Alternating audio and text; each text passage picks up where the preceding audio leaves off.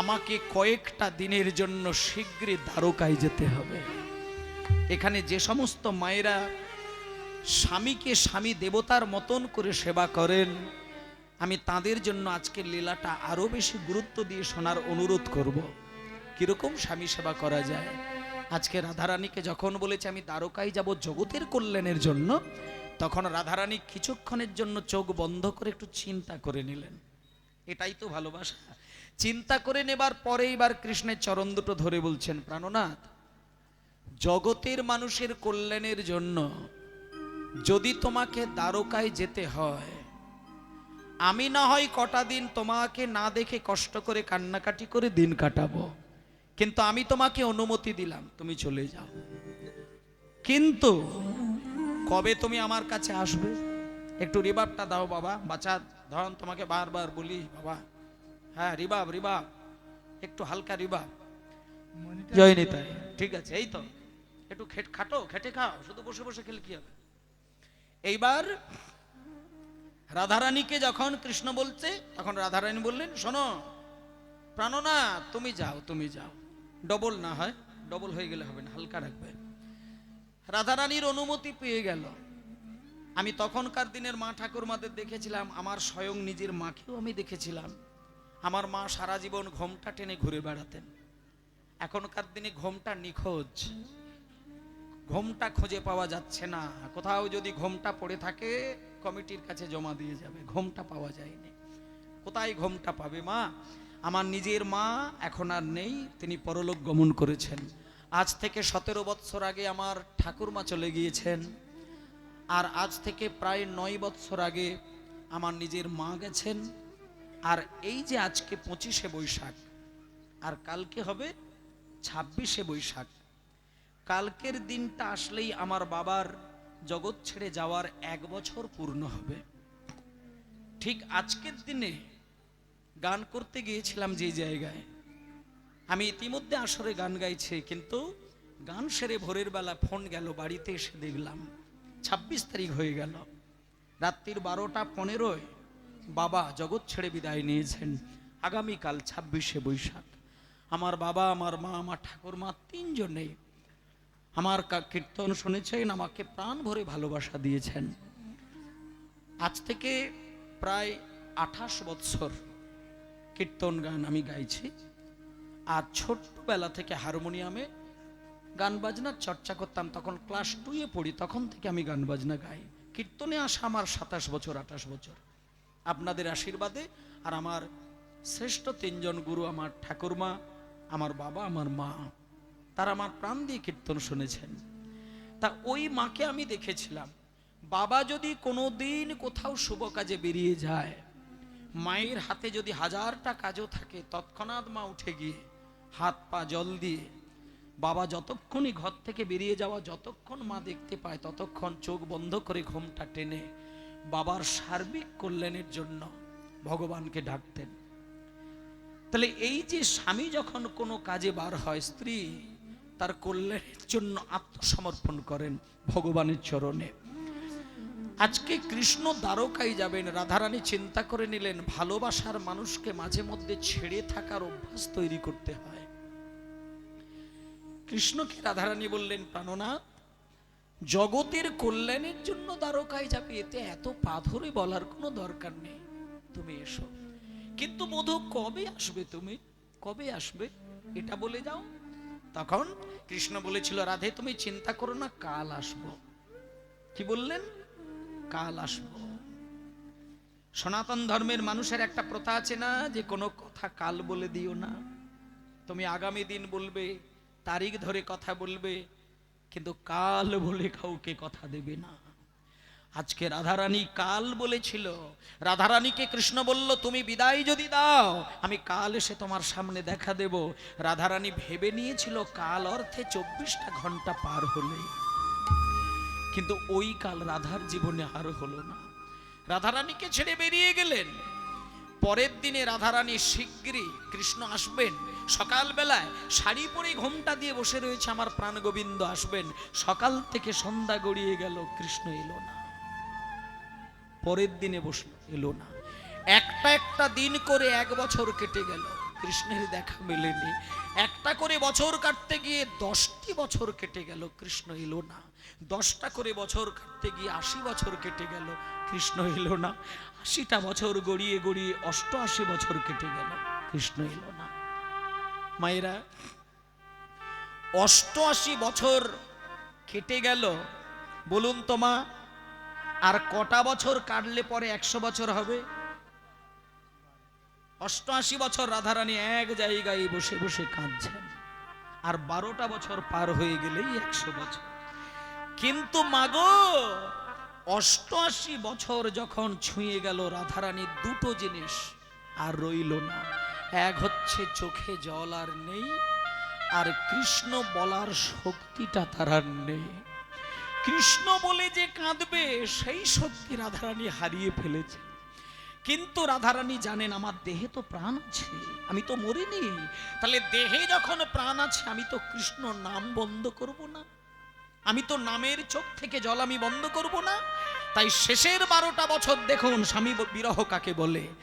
শেষ 12টা বছর রাধারানী কাঁদতে পারছেন না বলে একটা বড় পাথর কুড়িয়ে নিয়ে নিজের মাথায় সজোরে আঘাত করছেন, নিজের আঙুলগুলোকে নিজে কামড়াচ্ছেন, নিজের ঠোঁট নিজে কামড়াচ্ছেন।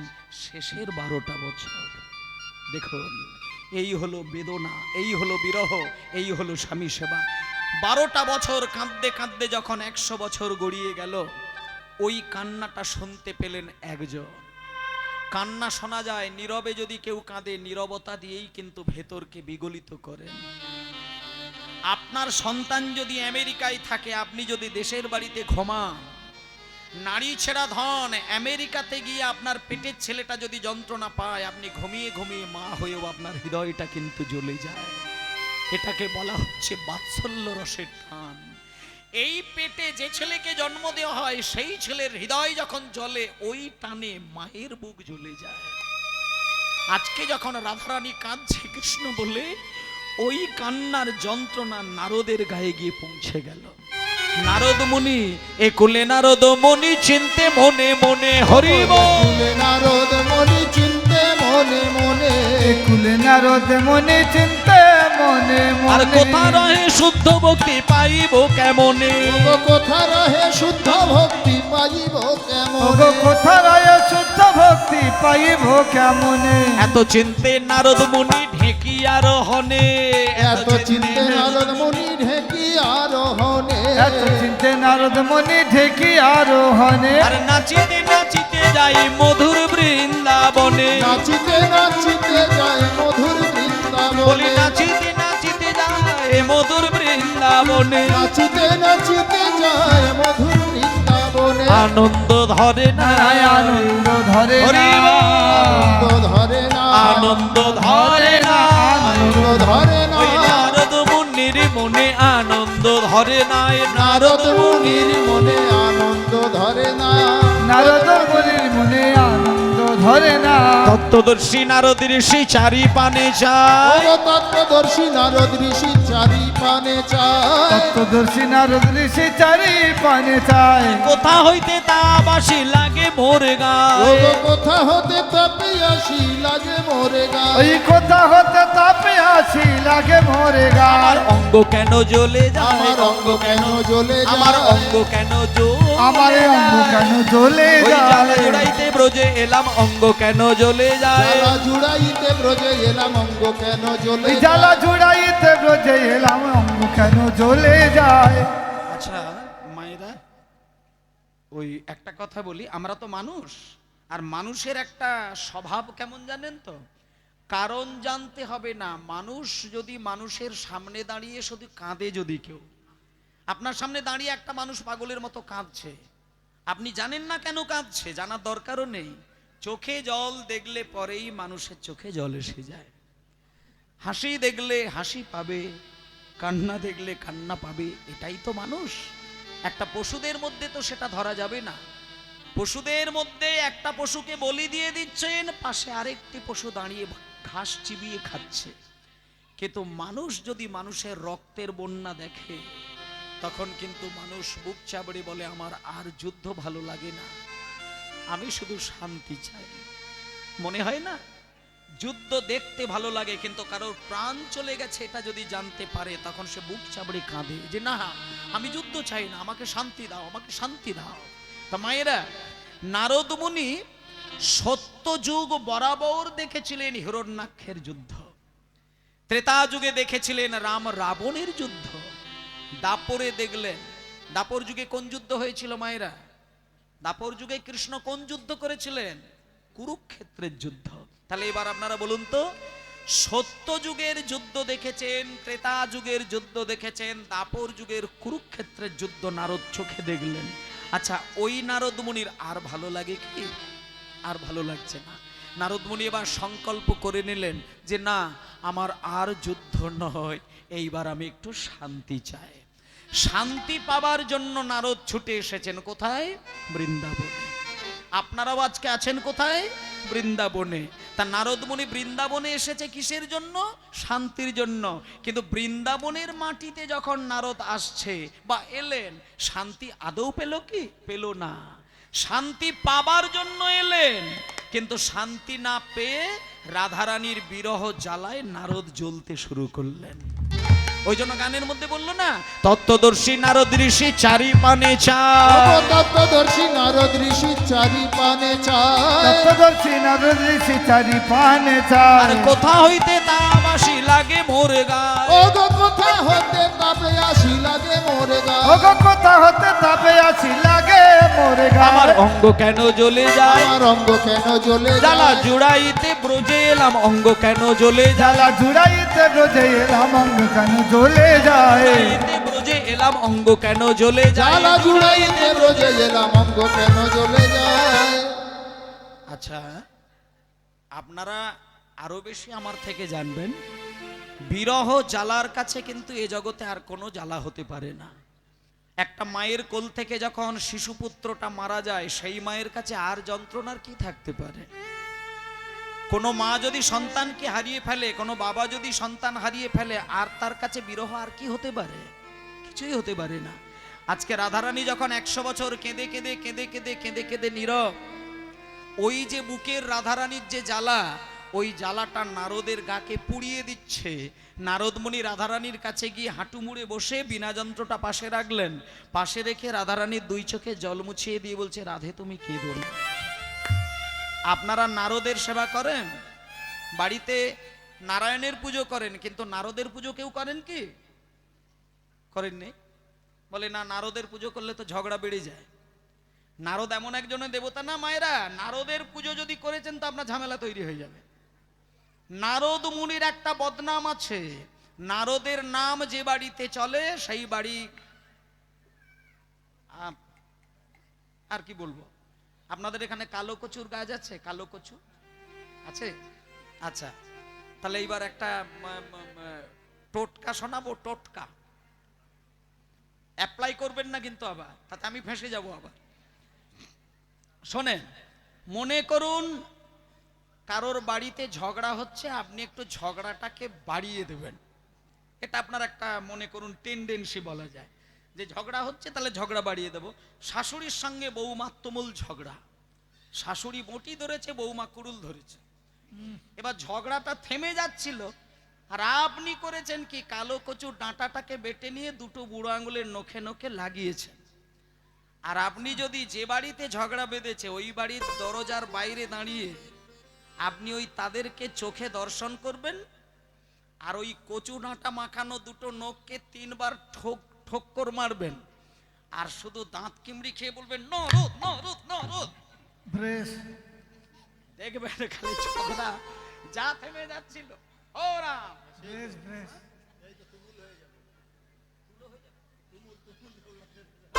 ঝগড়া থেমে যাচ্ছিল, আপনি যে কাণ্ডটা ঘটিয়েছেন পরের দিনে গিয়ে খোঁজ নেবেন, সব সর্বনাশ হয়ে গেছে। মানে এমন একজন দেবতা যার নাম নিলে ঝগড়া বেড়ে যায়, সেই দেবতার নাম হলো নারদ। ওই জন্য কারোর বাড়িতে নারদের পুজো হয় না, বরং বাড়িতে যদি নারদ থাকে সেই বাড়ি তজনজ হয়ে যায়। আজকে সেই নারদ মুনি রাধারানীর কাছে এসেছেন, রাধারানীর চোখের জলটা মুছিয়ে দিয়ে, দেখুন মা, রাধারানী আজকে নারদ নিজেই বলছে যে রাধে আমাকে লোকে বলে বেড়ায় আমি নাকি ঝগড়া বাঁধানো গোসাই, কিন্তু আজকে থেকে আমি হাত জোড় করে সংকল্প করে নিলাম, আজকে আমি তোমার চোখের জল মুছিয়ে দিয়ে আমি এই জায়গায় দাঁড়িয়ে প্রতিজ্ঞা করলাম, আজকে থেকে আর ঝগড়া নয়। আজ আমি তোমাকে কথা দিয়ে গেলাম, যেন তেন প্রকারে তোমার সঙ্গে আমি কৃষ্ণের মিলন ঘটাবো। তাই আজকে থেকে মায়েরা নারদকে আর খারাপ দৃষ্টিতে দেখবেন না। যারা কৃষ্ণকে পাননি অথচ কাঁদছেন, নারদকে স্মরণ করে যান, নারদ যদি কৃপা করে আপনার সঙ্গে কৃষ্ণের দেখা হয়ে যাবে। আজকে রাধারানীকে বলে দিলেন, রাধে তুমি কয়েকটা দিন অপেক্ষা করো, আমি কৃষ্ণের সঙ্গে মিলন ঘটাবো। কিরকম কায়দায় মিলন হবে আপনারা একটু সুন্দর করে শুনবেন। মনটাকে সংযত রাখুন, আপনারা আইঢাই করবেন না। খিদে আর চোখের ঘুম এই দুটো আমাদের জীবনে খুব কাল হয়ে যায়, জানো তো মা। কোনো জায়গায় ঘুরে বেড়াবেন, সিনেমা দেখবেন, সিরিয়াল দেখবেন, পেটে খিদে থাকবে না। হরিবাসরে বসলেই খিদে এসে যায়, হরিবাসরে বসলেই বাতের ব্যথাটা যেন বেড়ে ওঠে, হরিবাসরে বসলেই যেন চোখে ঘুম এসে যায়। এটা যদি কারোর আসে তাহলে জানতে হবে কলি কোথাও বাস করছে না, আপনার কাছেই ঘুর ঘুর ঘুর ঘুর করছে। ওই জন্য পেটে খিদে চোখে ঘুম এটা আসতে পারে, কিন্তু আপনি উঠবেন না। এটা বলে দিচ্ছি, আসতেই পারে কিন্তু উঠবেন না। উঠে গেলেন তো আপনি পরাজিত হয়ে গেলেন, কিন্তু উঠবেন না, এখানে বসে থাকবেন।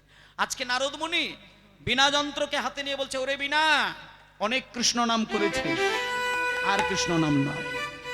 কৃষ্ণকে ভালোবেসে রাধারানীর কি দুর্গতি হয়েছে দেখ, আমাকে তুই কৃষ্ণ নাম শোনাবি না, আজকে তুই আমাকে রাধা নাম শোনা।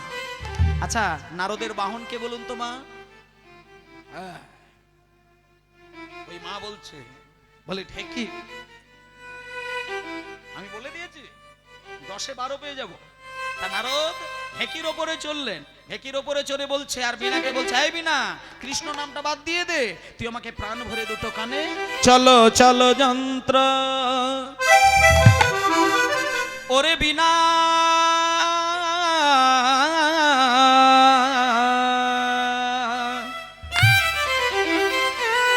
বলো বলো যন্ত্র,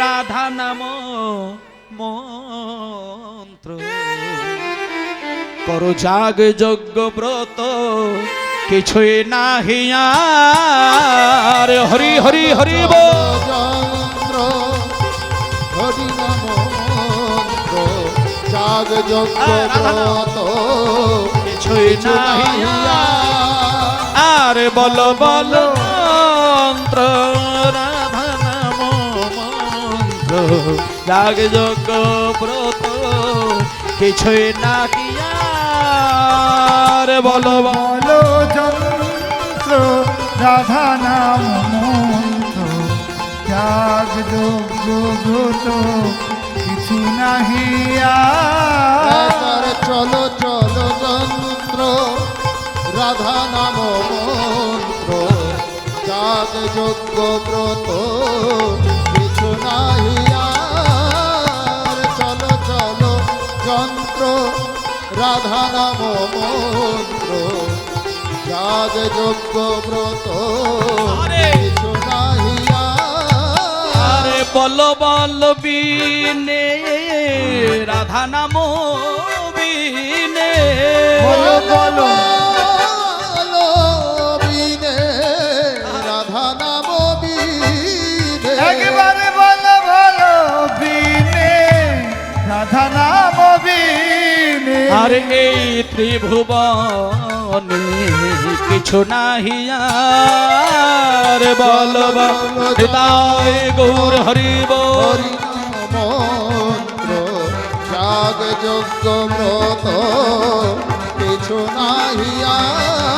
রাধে জয় রাধে, বলো রাধে জয় রাধে, বলো রাধে রাধে জয় রাধে, রাধে রাধে জয় রাধে, বলো রাধে রাধে জয় রাধে, জয় রাধে রাধে জয় রাধে।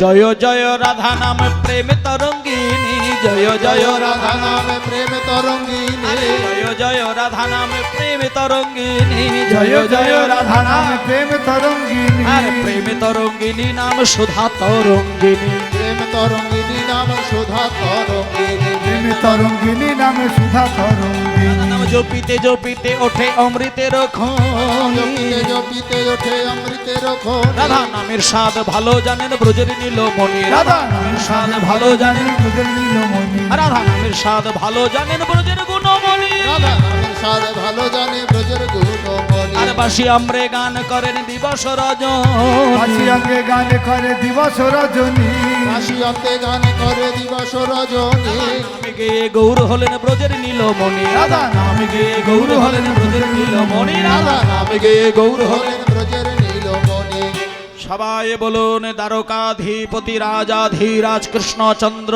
কি জয় দ্বারকাধিপতি রাজাধীরাজ কৃষ্ণচন্দ্র কি জয় রাধারানী কি জয় রাধারানী কি জয় রাধারানী কি জয় আচ্ছা রাধারানী কি জয় এটা কে দিচ্ছেন নারদ কোথায় দিচ্ছেন দ্বারকায় আর দ্বারকার কোন পথে না যে পথে কৃষ্ণ রাজা হয়েছেন ওই দ্বারকার পথে গিয়ে রাধারানীর নামটা উচ্চ স্বরে গাইলেন মায়েরা দ্বারকার রাজপ্রাসাদের ভেতরে যিনি বসেছিলেন তিনি হচ্ছেন কৃষ্ণ আজকে যে লীলাটা আপনারা আস্বাদন করছেন আপনাদের একটা খুব গোপন কথা বলে দিচ্ছি গোপন কথা আজকের লীলাটা যদি শুধু মন দিয়ে শ্রবণ করে যান এই জীবনে যত পাপ কর্ম করেছেন যেগুলো জেনে শুনে পাপ করেছেন সেগুলো কিন্তু আমি দায়িত্ব নিতে পারছি না কিন্তু যে পাপগুলো আপনার অজান্তে হয়ে গেছে বুঝতে পারেন না সেই পাপগুলো কিন্তু এই যজ্ঞ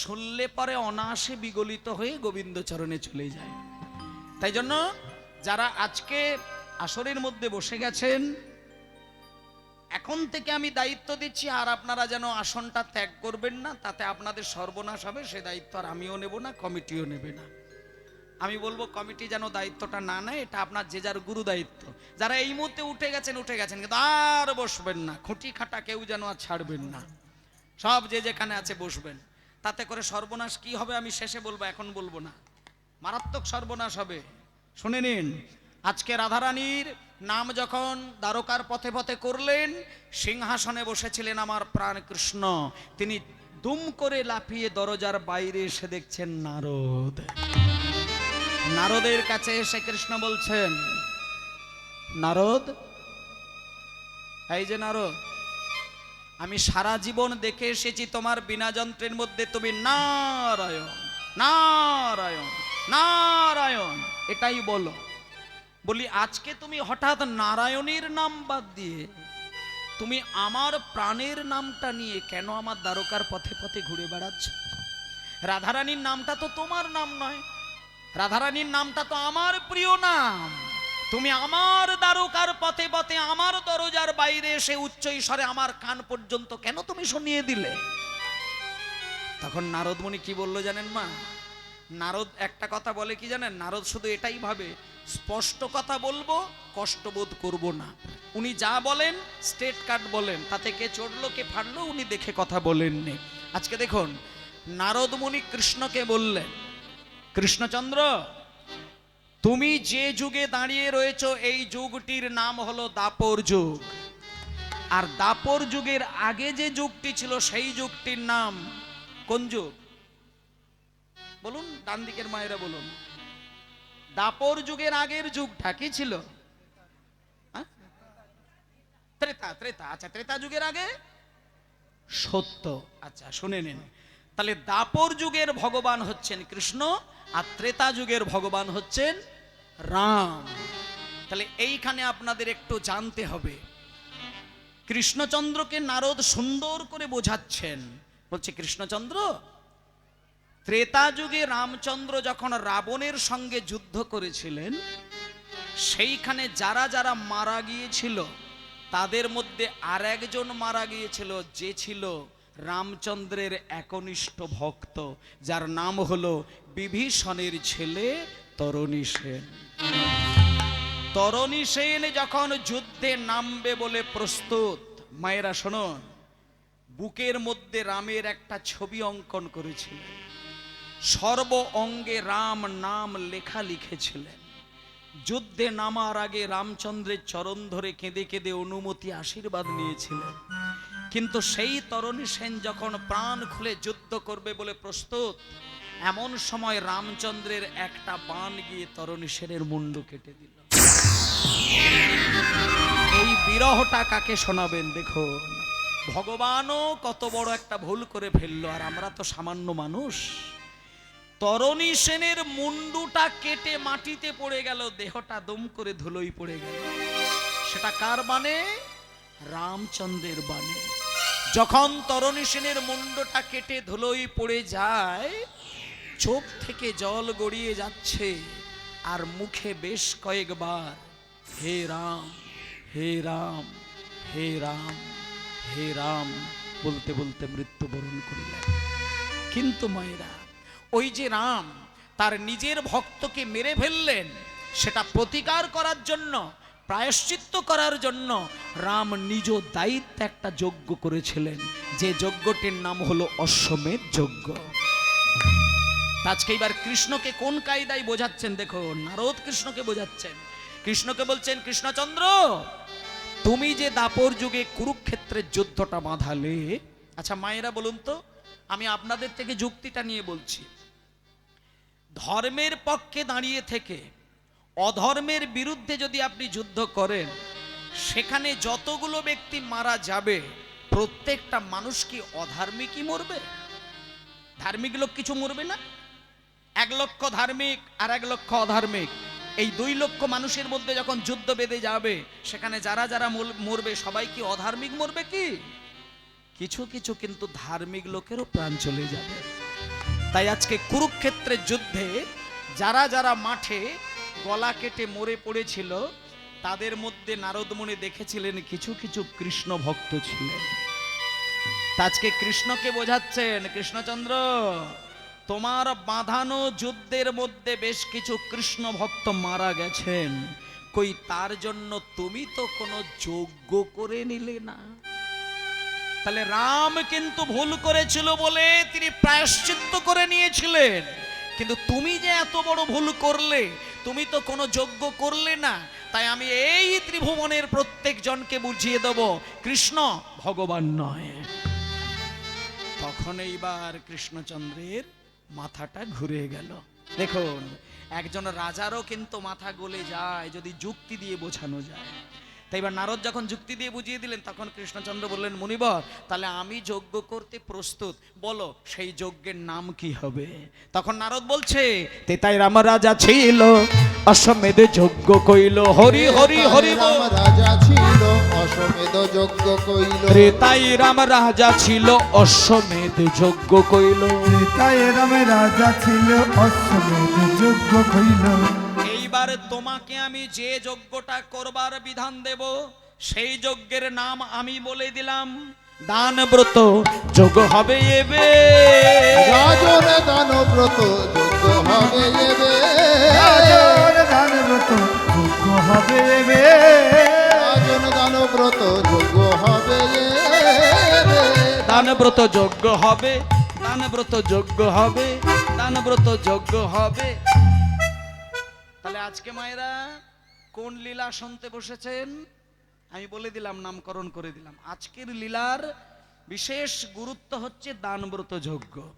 তাহলে আপনাদের কাছে এইবার আমি একটু জেনে নেব, দানব্রত যজ্ঞটা তো আমি করব আপনাদের গ্রামে, এটা কি বেনিয়মে করলে ভালো হয় না নিয়মে করলে ভালো হয়? নিয়ম মেনে চলাই তো ভালো, বেনিয়মে করলে আবার হুমড়ি খেয়ে পড়তে হবে, কোমরে ব্যথা হবে, সে আবার অনেক জ্বালা। তার থেকে নিয়মেই করি, আর বেশি বাড়িয়ে নিয়ম করব না, 3টে নিয়মের মধ্যে আবদ্ধ রাখবো। 3টে নিয়মের প্রথম নিয়মটা বলে দিচ্ছি, শুনে নিন। এটা আমি বলছি না, নারদমুনি বলে দিচ্ছেন কৃষ্ণকে, যে কৃষ্ণচন্দ্র, দানব্রত যজ্ঞ তোমাকে করতে হবে, আর নিয়ম হচ্ছে 3টে। প্রথম নিয়মটা কি? শোনো বলি হে রাজন ত্রিভুবন নিমন্ত্রণ। শোনো বলি হে রাজন ত্রিভুবনে নিমন্ত্রণ। শোনো বলি হে রাজন ত্রিভুবন নিমন্ত্রণ। শোনো বলি হে রাজন ত্রিভুবন নিমন্ত্রণ। নিমন্ত্রণ আর নিমন্ত্রণ, নিমন্ত্রণ সবারে করিবে। দেবে। রাজন নিমন্ত্রণ নিমন্ত্রণ সবারে করিবে। নিমন্ত্রণ সবারে করিবে। আচ্ছা দাঁড়াও দাঁড়াও দাঁড়াও, তাহলে আজকের প্রথম নিয়ম হচ্ছে ত্রিভুবনের লোককে নিমন্ত্রণ দেবেন, স্বর্গ মর্ত পাতাল। আচ্ছা আমরা কোন লোকের? আমরা স্বর্গের মানুষ না পাতালের মানুষ না মর্ত লোকের মানুষ? মর্তধামের। তাহলে আপনারা কি নিমন্ত্রণ পেতে ইচ্ছুক? অবশ্য। আচ্ছা যাবেন তো? বেশ, আটো সাটো হয়ে বসবেন। নিমন্ত্রণে যেতে হবে, কিন্তু কেন যাব সেটা দ্বিতীয় নিয়মে বলছেন। দ্বিতীয় নিয়মে নারদ মুনি বলছেন, এই যে ত্রিভুবনের লোককে নিমন্ত্রণ দেব, তারা যে তোমার রাজবাড়িতে এসে লাইন দেবে, তোমার 2 নম্বর নিয়মটা শুনে রাখো। তারা এসে যখন তোমার কাছে যে যা চাইবে তাই দেবে, সবার আশা মিটাইবে। যে যা চাইবে তাই দেবে, সবার আশা মিঠাইবে। দান সবারই করবে হাসি মুখে। রাজন দান সবারে করবে হাসি মুখে। আর দান সবারই করবে হাসি মুখে। রাজন দান সবারে করবে হাসি মুখে। ও আচ্ছা, তার মানে আজকে 2 নম্বর নিয়মটা হচ্ছে যে যা চাইবে কৃষ্ণ নাকি তাই দেবেন। এবার আপনারা কি চাইবেন নিজেরা একটু ধীরে ধীরে ঠিক করে নিন। একটু পরেই দানব্রত যজ্ঞ আমি শুরু করব, আর সেখানে আপনাদেরকে চাইতে হবে কে কি চাইবেন সব ঠিক করে নেবেন। তবে পাশের ব্যক্তিকে বলবেন না, তাতে আপনার ক্ষতি হবে। কি চাইবেন ঠিক করে নিন, আমিও বলবো না, আপনারাও কাউকে বলবেন না। শুধু যজ্ঞ শুরু হয়ে যখন চাইবার পালাটা আসবে তখন মনে মনে চেয়ে নেবেন, ব্যাস জীবনের মধ্যে পেয়ে যাবেন। এটা 2 নম্বর নিয়ম। এবার 3 নম্বর নিয়মটা শুনে নিন। সর্বশেষে দান দিয়া ভিক্ষার ঝুলি স্কন্ধে লইয়া। সর্বশেষে দান দিয়া ভিক্ষার ঝুলি স্কন্ধে লইয়া। সর্বশেষে দান দিয়া ভিক্ষার ঝুলি স্কন্ধে নিয়া। সর্বশেষে দান দিয়া ভিক্ষার ঝুলি স্কন্ধে লইয়া। সর্বশেষে দান দিয়া ভিক্ষার ঝুলি স্কন্ধে নিয়া। ভিক্ষা করি যাবে মনের সুখে। রাজন ভিক্ষা করি যাবে মনের সুখে। হরি বল, হরি বল। ভিক্ষা করি যাবে মনের সুখে।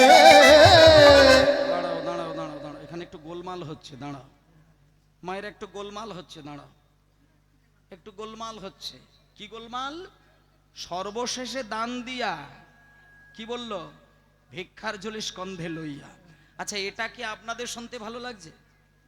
কৃষ্ণ লোককে দান করবে, পরক্ষণে কৃষ্ণকে আবার ভিখারি বানিয়ে দেবে, এটা কি ঠিক জিনিস? নারদ মুনি বলছে সর্বশেষে দান দিয়া ভিক্ষার ঝুলি স্কন্ধে লইয়া। এবার কৃষ্ণ তো ওই জায়গায় প্রতিবাদ জানালেন, আস্তে আস্তে আস্তে কৃষ্ণ ওই জায়গায় প্রতিবাদ করলেন। কৃষ্ণ বলছেন মুনিবার সামনে এসো, আমি লোককে দান করব, পরেক্ষণে আমি ভিক্ষে করে চেয়ে নেব, এটা তো লোকে হাসাহাসি করবে।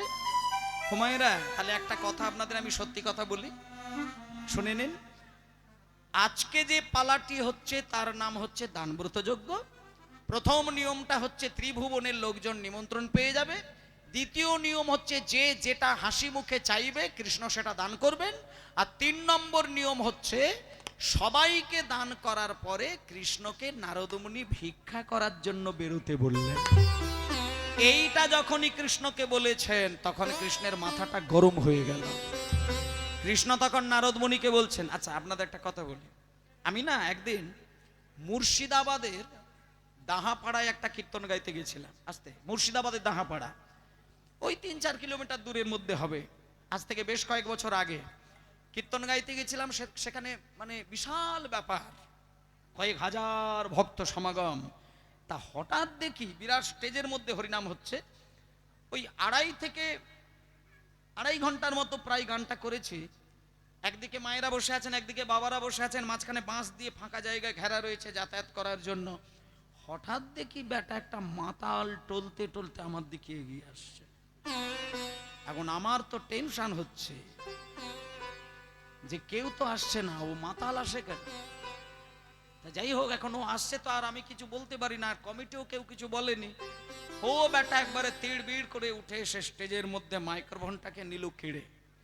মাইক্রোফোনটাকে কেড়ে নিয়ে খুশি হইয়া অমুক হইয়া তমুক হইয়া ও বাবা, কত কিছু বলার পরে দেখি পকেট থেকে 3খানা 2000 টাকার নোট বার করেছে। তখন 2000 টাকার লাল নোট ছিল, ওটা বার করে সেফটি পিন দিয়ে আমার ওড়নার মধ্যে দিয়ে বেটা ডাঁটের মাথায় চলে গেল। তা আমি তখন দেখলাম যে মাতাল হোক আর গাঁজাখোর হোক, আর আমার দেখার দরকার নেই। এখন দক্ষিণাটা যখন দিয়েছে, আমি তো একবারে গায়ে মাথায় হাত বুলিয়ে আরো মালিশ করে দিলাম। তা ভালো, ও বেটা ওই যে গেল, আর আসেনি। কিন্তু কীর্তন শেষ করে যখন বাসায় গিয়ে বসেছি, ড্রেস চেঞ্জ করেছি, পেমেন্ট নিয়ে নিয়েছি, এইবার আমি বাড়ি আসবো, বেটা মাতাল ঘুরে ঘুরে আমার পাশে গিয়ে বসেছে। ঘুরে পাশে গিয়ে বসেছে, বসে এইবার আমাকে কোনোই দিয়ে ঠেলা মারছে। দাদা, ও দাদা, দাদা,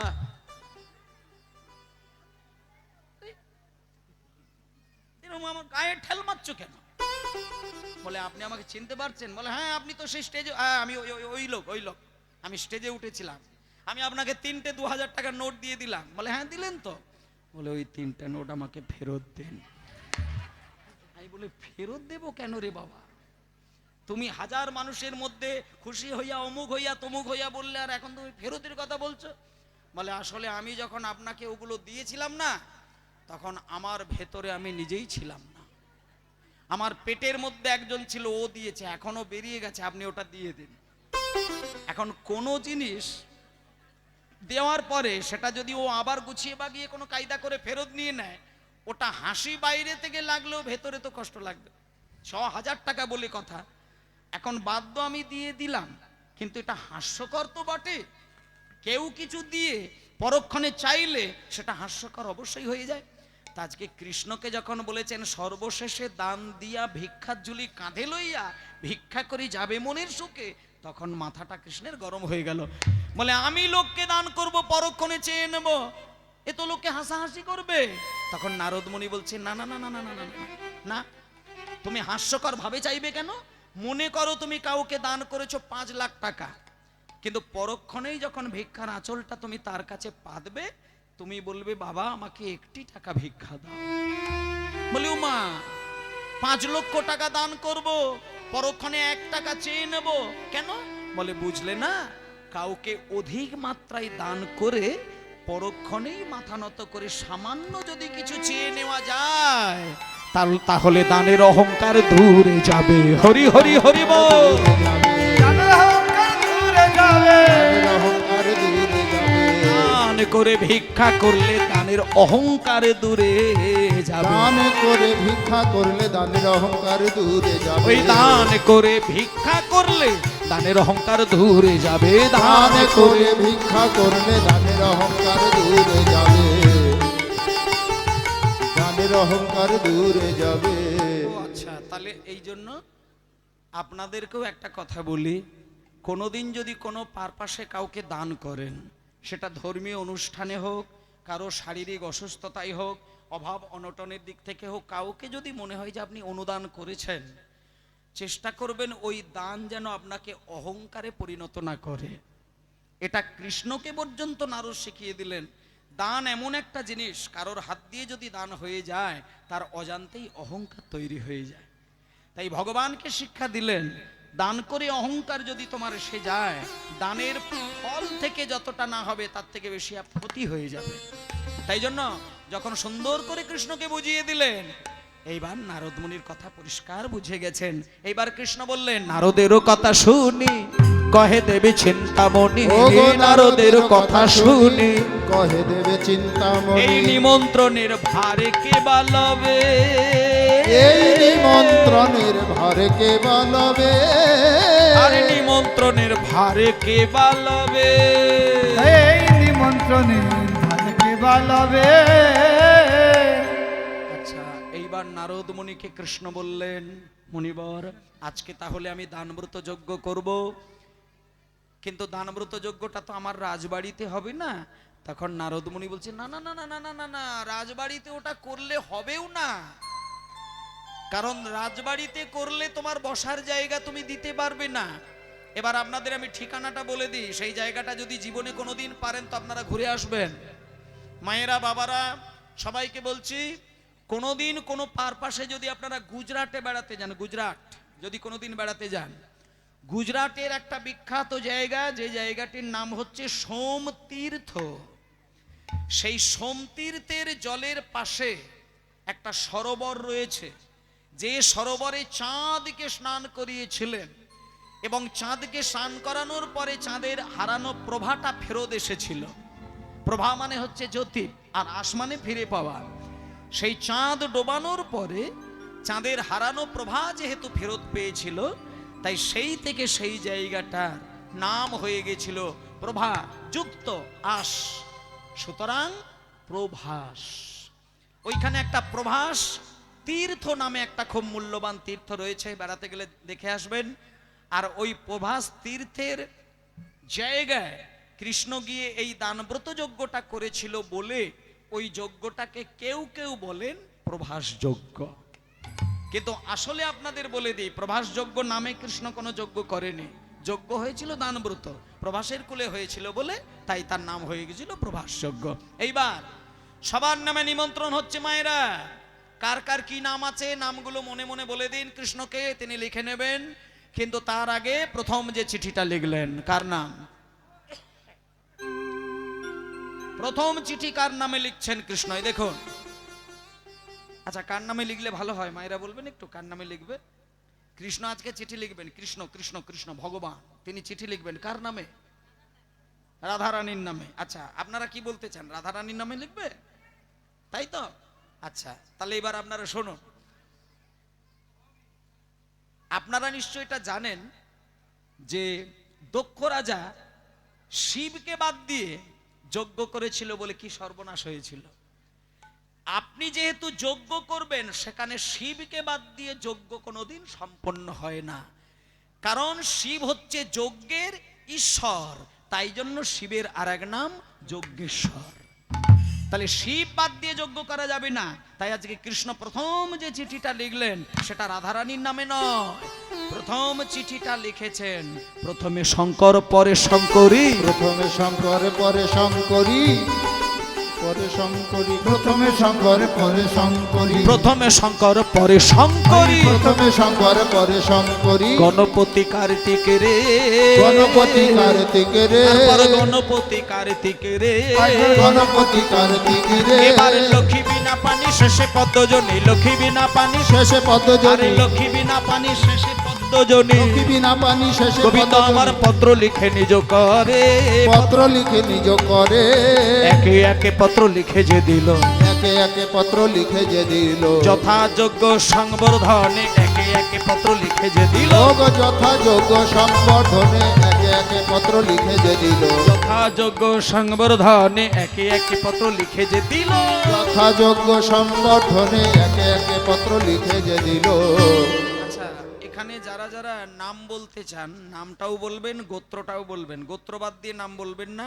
চোখ বন্ধ করে আপনার নামটা উচ্চারণ করে কৃষ্ণের উদ্দেশ্যে ছেড়ে দিন, আর গোত্রটাও বলে দিন। কৃষ্ণ যে যার নামে চিঠি লিখে দেবেন, সেই চিঠির সংবাদ আপনার কাছে আপনা আপনি চলে আসবে নারদের দ্বারা। সবার নামে চিঠি লেখা হয়ে যাওয়ার পরে নারদমুনি প্রথমেই স্বর্গের দেবতাদেরকে দিয়ে দিয়েছেন, তারপরে মর্তের হাজার হাজার লক্ষ লক্ষ কোটি কোটি মানুষকে দিয়ে দিয়েছেন, দৈত্যের পাতালের দৈত্যগুলকে দিয়ে দিয়েছেন, দিয়ে এইবার নারদ শেষের চিঠিটা কাকে দিচ্ছেন মনে নেই আপনাদের? কয়েক বছর আগে নারদমুনি রাধারানীর চোখের জলটা মুছিয়ে বলে এসেছিল না যে রাধে তুমি আর কেঁদো না, আমি তোমার সঙ্গে মিলন ঘটাবো। আজকে তো সেই দিন। এইবার রাধারানীর কাছে এসে চিঠিটা দিলেন, আর রাধারানী সেই চিঠিটা নিয়ে 100 বছর পরে রাধারানী বলছেন, ওরে ললিতা, ওরে বিশাখা, তোরা আমাকে নূতন করে শাড়ি পরিয়ে দে, গয়না পরিয়ে দে, আলতা পরিয়ে দে, নূপুর পরিয়ে দে, স্মৃতিতে সিঁদুর লাগিয়ে দে, আমি দানব্রত যজ্ঞে যাব, আমার কৃষ্ণ আমাকে চিঠি দিয়েছেন। তা মায়েরা, আজকে রাধারানী নূতন করে সাজুগুজু করছেন, আপনারা একটু উলুধ্বনি দেবেন। সঙ্গিনী রঙ্গিনী রূপ তরঙ্গিনী, হরি হরি হরি বল। রঙ্গিনী রূপ তরঙ্গিনী, সঙ্গিনী রূপ তরঙ্গিনী, সঙ্গিনী রঙ্গিনী রূপ তরঙ্গিনী, আর বসিয়া মন্দির মাঝে বসিয়া বসিয়া মন্দির মাঝে বসিয়া মন্দির মাঝে বসিয়া মন্দির মাঝে মদন মোহন সহিত যতনে মদন মোহন সহিত যতনে মদন মোহন সহিত যতনে মদন মোহন সহিতে যতনে এবারে রাইক করিলা সাজে খুঁজিয়া আরে রাইক করিলা সাজে রাইক করিলা সাজে সঙ্গিনী রঙ্গিনী উলুধ্বনি হরি রঙ্গিনে সঙ্গিনে রঙ্গিনে রূপতরঙ্গিনে সঙ্গিনী রঙ্গিনী রূপতরঙ্গিনী সঙ্গিনী রঙ্গিনী রূপতরঙ্গিনে বসো